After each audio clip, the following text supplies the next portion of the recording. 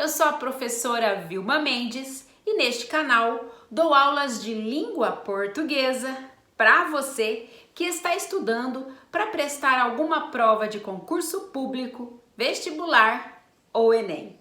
E nesta aula eu vou falar sobre os 3 principais erros do uso da vírgula nas redações.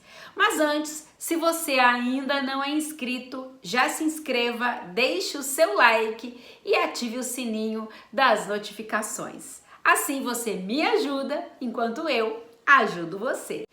Lembrando que nesta aula eu não vou detalhar todas as regras sobre o uso da vírgula. Sobre isso, eu já tenho aulas aqui no canal.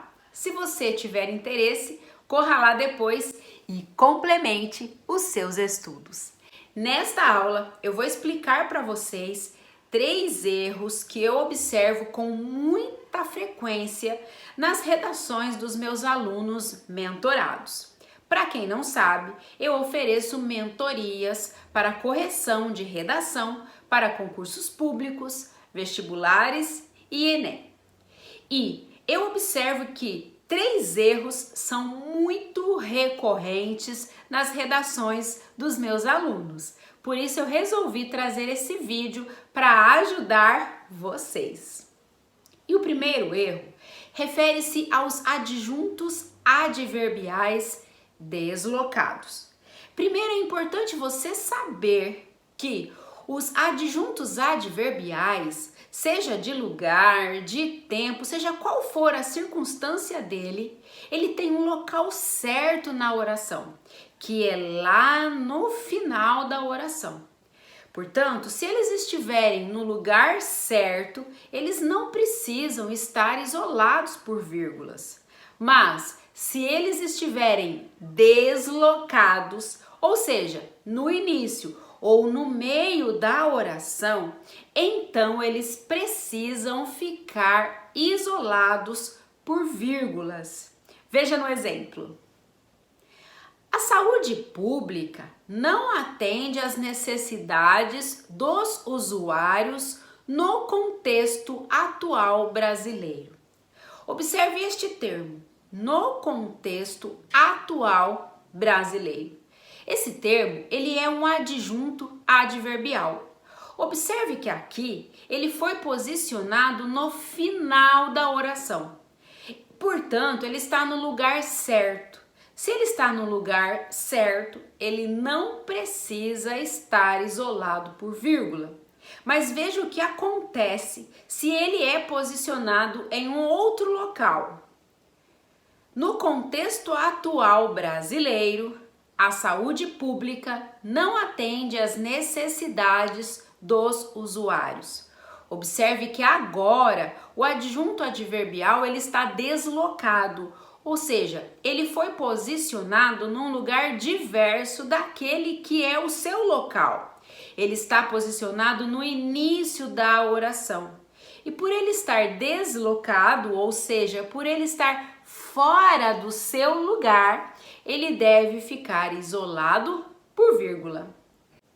O segundo erro muito comum é em relação às frases intercaladas. O que é uma frase intercalada? É quando há uma frase ou uma oração no meio de uma outra oração. Quando isso acontece, essa frase intercalada, ela precisa ficar isolada por vírgulas.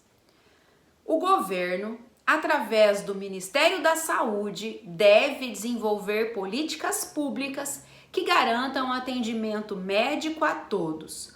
Observe esse termo, através do Ministério da Saúde. Esse termo é uma frase que foi posicionada no meio de outra frase. Qual é essa outra frase?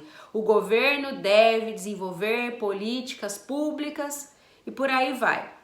Ou seja, observe que essa frase, através do Ministério da Saúde, ela está no meio da outra frase. Ou seja, ela está intercalada, de modo que ela precisa ficar isolada por vírgulas. Um outro exemplo muito comum nas redações de frases intercaladas é: visto que, muitas vezes, não há médicos nos postos de saúde. Esse termo, muitas vezes, está intercalado, é uma frase que está no meio de outra. Veja, visto que não há médicos nos postos de saúde. Esse termo, muitas vezes, está no meio dele, de modo que está intercalado e por isso precisa ficar isolado por vírgulas. Um outro erro muito comum refere-se ao uso da conjunção pois.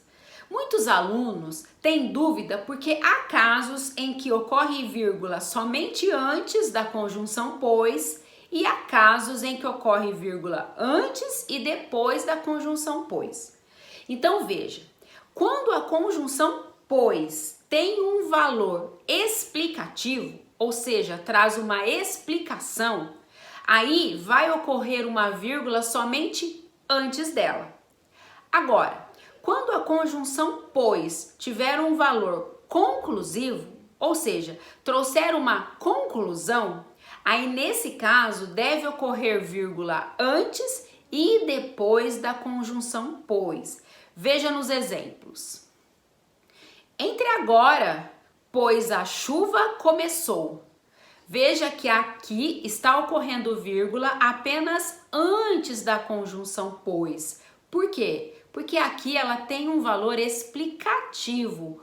Observe que a oração que vem depois da conjunção, ela explica a oração que vem antes. Os indícios são fortes, deverão, pois, condenar o réu. Observe que aqui ocorre uma vírgula antes e uma vírgula depois da conjunção, porque aqui, na verdade, ela traz um valor de conclusão. Então, conjunção pois com valor explicativo, vírgula antes. Conjunção pois com valor conclusivo, vírgula antes e vírgula depois. Essa foi a nossa aula de hoje. Espero que você tenha aprendido e que você tenha gostado. Se ficou com alguma dúvida, comente aí.